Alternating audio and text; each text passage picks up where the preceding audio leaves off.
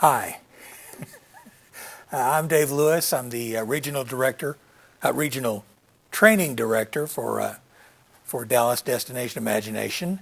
I'm coming to you right now from the Story Center on the third floor of the downtown Dallas Library. This is a new creative center initiative that they're starting, and so I'm really glad that they've opened it up for us to use. And I'm here as another of our another episode of our things that appraisers wish team managers knew. And this one is actually something that most team managers wish they knew, and that is how to build an emergency kit. Emergency kit? Well, yes, emergencies happen.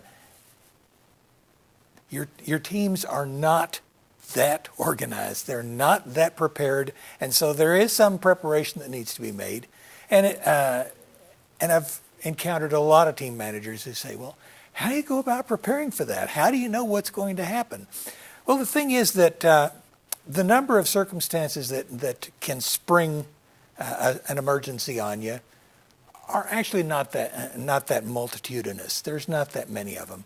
And so just remember that emergencies do arise, that they usually come out of the circumstances, and that they have consequences. So knowing that emergencies arise, you need to have a kit.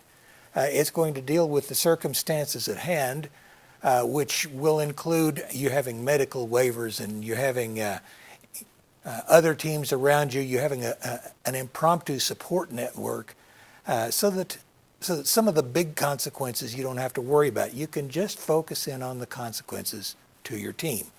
So with that in mind, we've got it very simply broken down, and we'll work from the bottom up. The first question that you need to deal with is people or props.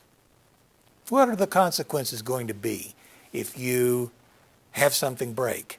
And it's nearly always something that breaks, something that gets left behind, something that was lost, something that's forgotten. So is it going to be people or props that'll be affected?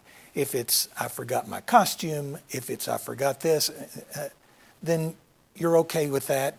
They'll improvise something around that. If it's going to be a medical thing, the performance sites are all going to have first aid kits. So just the minimal first aid kit for your team use, a few Band-Aids, some antiseptic, things like that.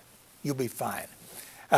In terms of props, nothing beats duct tape, because duct tape can be used not only to stick things together, but when it's stuck to itself, it can be used as a shim to hold things apart.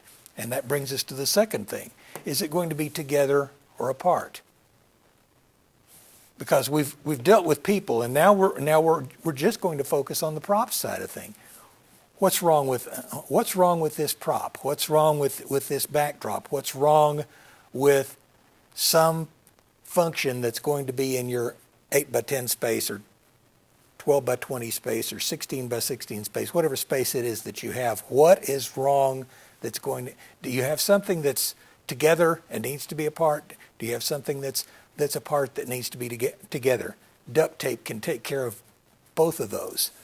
And once you've got something like that, and if small pieces of plastic that are flexible or rigid that can be used to keep things from moving that are not supposed to move, or to allow them to move when they don't want to.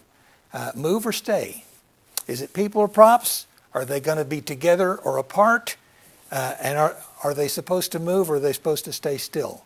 If you take care of those three questions, you've taken care of most of it. And finally, remember those tools that the team used for final assembly, they may not be final after all. That's how simple it is. Once again, thanks to the Dallas Public Library, I'm Dave Lewis, signing off.